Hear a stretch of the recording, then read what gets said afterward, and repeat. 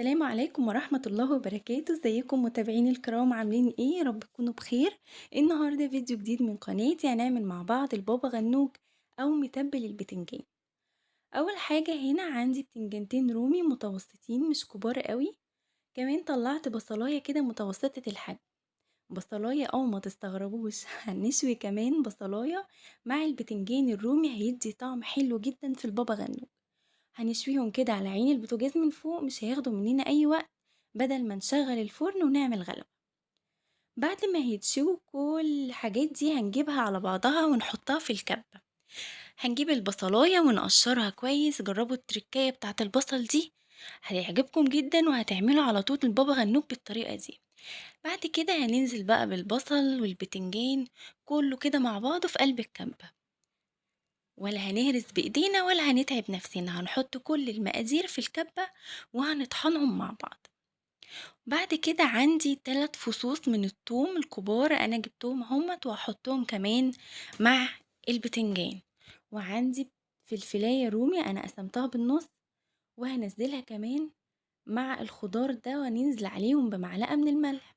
لو حابة تحطي قرن فلفل شطة مفيش مشكلة، بس احنا بنحبه كده يكون بارد عشان فيه اطفال. كمان هننزل بنص معلقة من الكمون، وعندي معلقة كبيرة من الخل. طبعا الكمية دي تقدري تزودي تقدري تنقصي حسب كمية البتنجان اللي هتعمليها.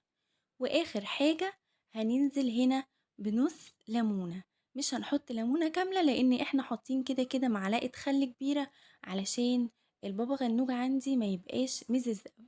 بعد كده هنزل بمعلقتين كبار من الطحينة.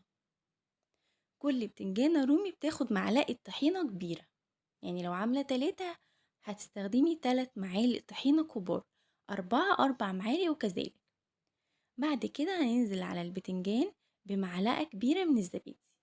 الزبادي بيخلي البابا غنوج خفيف جدا وبيديله طعم مميز جدا، يمكن كمان بيكون أحلى من البابا غنوج اللي بنجيبه جاهز من المحلات بره. هاخد كل المكونات اللي انا حطيتها في الكبة دي وهضربها لحد ما تنعم خالص وما يبقاش فيه اي خضار باقي. هنا خلاص بعد البابا غنوج ما ضربته في الكبة وطحنته، بصوا مفيش اي بتنجان ولا فلفل ولا توم ظاهر، بنضربه ناعم جدا. هنجيب الطبق اللي احنا هنقدم فيه وهننزل بالبتنجان بتاعنا. وصفة حلوة جدا.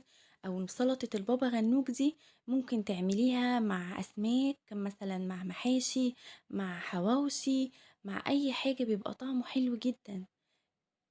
جربيه بطريقتي مش هتبطلي تعمليه. بعد كده ابتدي ان انا اظبط الطبق كده زي ما انتوا شايفين، وعملت حفرة صغننة كده في نص الطبق بالمعلقة، هنزل فيها كده بمعلقتين من الزيت.